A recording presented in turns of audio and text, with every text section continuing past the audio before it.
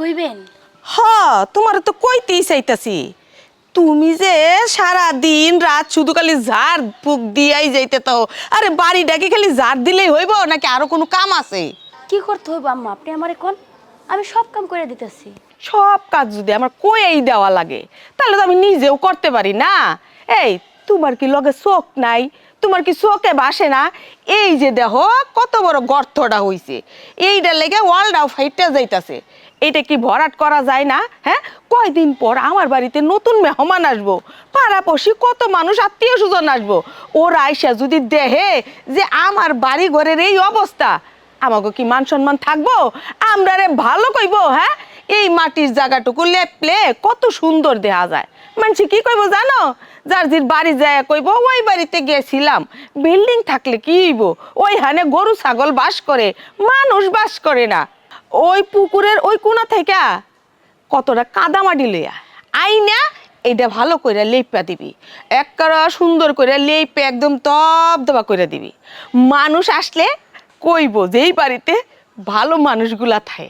তাছাড়া বাচ্চা হওয়ার পর তো তুই কাম কাজ করতে পারতাছস না, প্রায় 1-2 মাস তো কাম ছাড়াই থাকতেইব। এই কামগুলা এখন কইরা রাখ। আমি ওই উত্তরপাড়া যাইতাছি রহিমের মায়ের কাছে, একটু পান খাইয়ে আসি। আর কতদিন ধরে দেখি না, একটু আলোচনা করে আসি, মানে আলাপ করে আসি।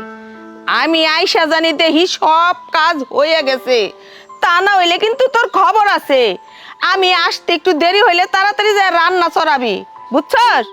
কি কইতেছেন আম্মা? আমি এই অবস্থায় পুকুর থেকে মাটি এনে পিড়া লিপমু? আম্মা, কইতেছিলাম কি, এখন লেপা লাগবো না, আগে আমি একটু সুস্থ হই, পরে আমি সব লিপে দিব। না, আমি এত কথা তো শুনতে চাই না।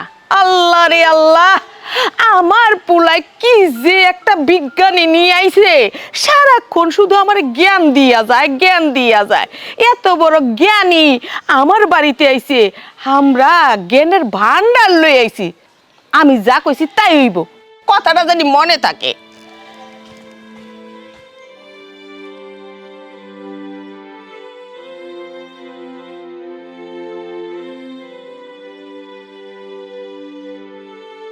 আমি একটু বাজারে গেলাম। শোনেন, আমার একটু কাদা মাটি আইনা দিবেন? আম্মা কইলো আমার পিড়া লিখতে, কিন্তু পারবো না।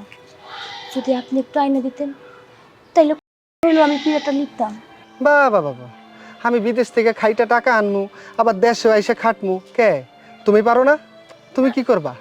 তুমি একটা কাজ করো, তুমি তোমার ভাইরে কও তোমার লিগে একটা রাজ সিংহাসন পাঠাইতে। ওই সিংহাসনে বইসা তুমি নাকের মধ্যে তেল দিয়া তারপরে ঘুমাও।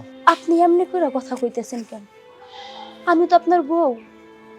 আপনার বউ যদি অসুস্থ থাকে তাইলে আপনি তো তার কাজে সাহায্য করবেন না? আজ আপনি যদি অসুস্থ হয়ে যান তাইলে তো আমি আপনার সেবা যত্ন করবো, কারণ আমি আপনার জীবন সঙ্গী। আমি অসুস্থ হলে আপনি দেখবেন, আপনি অসুস্থ হলে আমি দেখবো। এইটাই তো দুনিয়ার রীতি। এই, এত কথা কস কেন?